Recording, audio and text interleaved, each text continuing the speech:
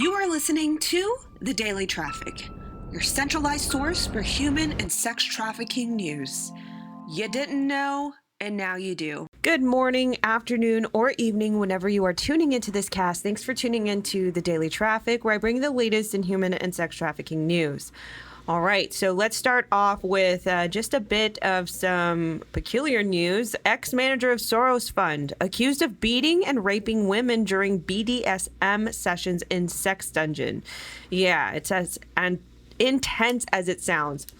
Howard Rubin graduated from Lafayette College with a degree in chemical engineering, but instead of working in this specialty, he went to Las Vegas to become a card counter. Reports say he earned thousands of dollars there, which he used for his education at Harvard. After getting an MBA, he focused on Wall Street and worked at the Salomon Brothers. A nice and knavish Jewish guy. This is how a trader at Soros Fund Management described his former colleague Howard Rubin, who has been accused of abuse by several women. According to the New York Post, citing court documents seen in the newspaper, and the financier raped them in a sex dungeon inside his luxurious penthouse in New York City. During one of his BDSM sessions, Rubin allegedly beat a woman's breast so badly that her right implant flipped. Legal documents show the injury was reported so severe that the woman's plastic surgeon refused to operate on her.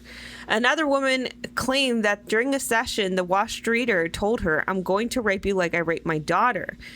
Yikes. After that, he reportedly forcefully penetrated her. The lawsuit also states that Rubin got one plaintiff addicted to drugs. The court papers mention several women, Mia, Raquel Lytle, and Amy Moore, both described as Playboy playmates, as well as Stephanie Caldwell and Emma Hopper, both of them whom are models. According to the New York Post, 4 other women have joined the lawsuit against Rubin.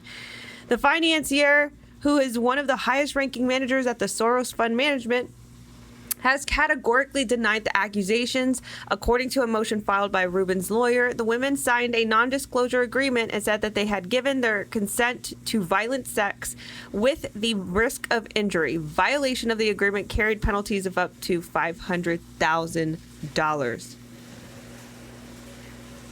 While each woman was reportedly paid $5,000 for one BDSM session. Court papers show that the Wall Streeter had sent text messages to one of the women in order to ascertain that she understood that BDSM session would be very painful. An insider who spoke with the New York Post dismissed claims that Rubin got one woman addicted to drugs. The source said the financier possibly gave her painkillers during the sessions. If they had other drugs, they were provided by people other than Howie, the insider said. According to the attorney, John Balistieri, who represents the alleged victims of the financier, the women believed that Rubin would play some mild fetish games with them and perhaps take photos. None of them were expected to be restrained and to actually be beaten. When the women screamed or protested during the BDSM sessions, Rubin would simply become more violent, court papers said. The lawsuit also says the women were given little time to review the non-disclosure agreement. Howard Rubin's case somewhat resembles that of other than financier Jeffrey Epstein. Like the latter, Rubin has been accused of abuse by several women in the past, but the cases were settled. The financier's wife, with whom he lived for 36 years, filed a divorce earlier this month. That was a very intense story, so I apologize for the graphic nature of that, but that is the nature of this podcast, that sometimes those are the realities we have to disturb our heart about. But very interesting details. This is coming from OP India. The next story is an Indian-based story. This is an aspiring model actor, Nandita Dutta, and her associate. They're arrested in Kolkata in connection with a porn trafficking ring. Nandita Dutta, a model and actor from adult OTT content, and her associate Manek Ghosh have been arrested in Kolkata for allegedly forcing young models into pornography, either by luring them with a break in OTT platforms or by threatening them. The 30-year-old actress, known as Nancy Bobby in her semi-porn content, was arrested from her home in Doom Doom. Her associate Manek Ghosh was nabbed from his residence in Naktala. The duo was arrested after the complaint was filed against them by 2 young models at Newtown Police on July 26. One of the complaints alleged that she was hustled into shooting a nude scene by Baligoon Studio, and her friend was coerced into shooting an adult video at the Newtown Hotel by the same group.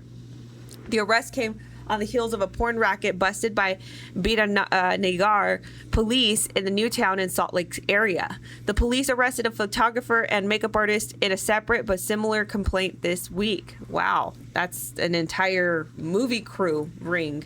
As per the preliminary investigation by the police, the groups entrap women by lower middle class families struggling for work with quick money or threatening them with dire consequences and making false promises of providing a break.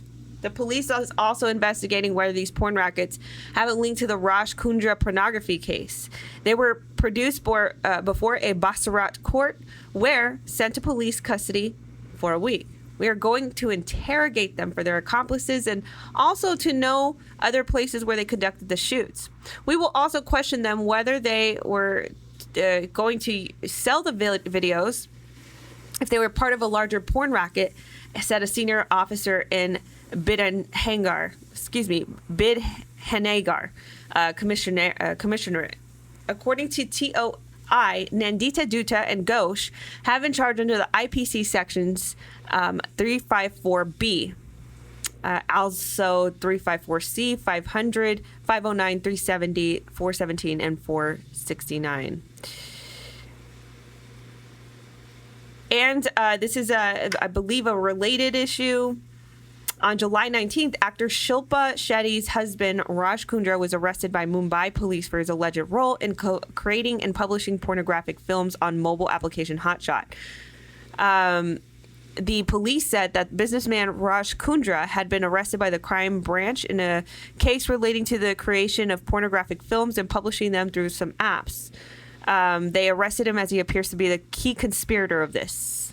We have sufficient evidence regarding this. So this is just, another part of the world, but this is a pornography trafficking case. Now, I want to emphasize on this because this is very much similar to what MindGeek, which is a belief parent company to Pornhub, or likely websites like that are being very heavily accused of this type of stuff. Now, a little bit different because these videos can be uploaded by any user. There was no vetting scheme whatsoever, whether or not these people were underage or what. And so, but the thing is, these industries are so dark, and they're all they care about is money, is that to a point where they will allow this type of content, or they will allow this type of coercion. So I'm pretty sure that this happens a lot more in the porn industry. All right, the next story coming from Mahoning Matters. 20 arrested in Mahoning County child sexting. 14 also arrested in Columbiana County. A 3-day operation targeting predators seeking sex with children online resulted in 20 arrests, according to a release from the Mahoning County Sheriff's Office. The sting was an operation by the Sheriff's Office and the Mahoning Valley Human Trafficking Task Force. Officers from several jurisdictions conducted 20 arrests from July 30th to August 1st in Mahoning County, facing felony charges of importuning, attempting unlawful sexual contact with a minor, and possessing criminal tools. There were many of these men. There were also many men who had some prior criminal history as well. And the last story, Disney workers among 17 arrested in Polk underage sexting. A 26-year-old lifeguard at Disney World's Animal Kingdom Lodge was arrested in his work attire after he went to what he thought was going to be a 13-year-old girl for sex in Polk County, according to the sheriff's office. Kenneth Javier Aquino of Orlando was one of 17 people arrested in a sexting dubbed Operation Child Protector, involving detectives from the Auburndale Police Department, Orlando Police Department, Winter Haven Police Department, and Orange County Sheriff's Office. The detectives posed as a 13 and 14-year-olds on social media platforms, mobile apps, and online dating sites during the operation from July 27th to August 1st. Aquino sparked up a conversation with what he thought was a 13-year-old girl on social networking site, said Polk County Sheriff's spokesperson Carrie Hortzman. He asked the girl for photos and sent an explicit video of himself, according to Hortzman.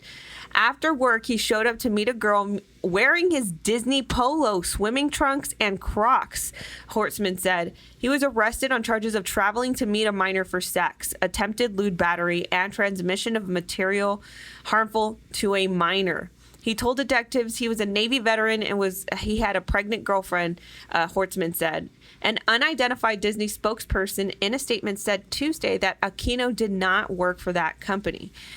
The others included a 33-year-old Jared Justice of California who showed up with condoms and Sour Patch Kids candy. Sick.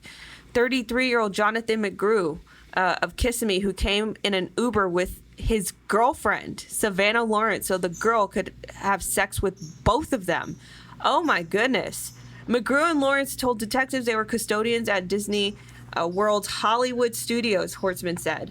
The Disney spokesperson said McGrew and Lawrence were on unpaid leave pending the outcome of their cases. This is absolutely sick. This is such a sick story. Wow. Disney workers. Very, very detailed Disney World workers. But all the rest, I mean, there were 17 in total that were arrested wanting to meet up children. Just absolutely atrocious. Guys, that is the traffic report for today. Thank you guys so much for tuning in and staying informed on the latest sex trafficking news, human trafficking news. Please tell somebody about this podcast if you're listening on podcast or this YouTube channel. If you can on podcast, please rate this 5 stars so that way it'll boost me. And on YouTube, please share this channel with somebody.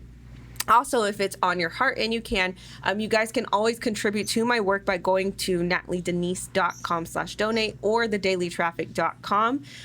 There are some resource links there to do that. Thank you guys so much for tuning in. You didn't know and now you do. I'll catch you guys in the next report.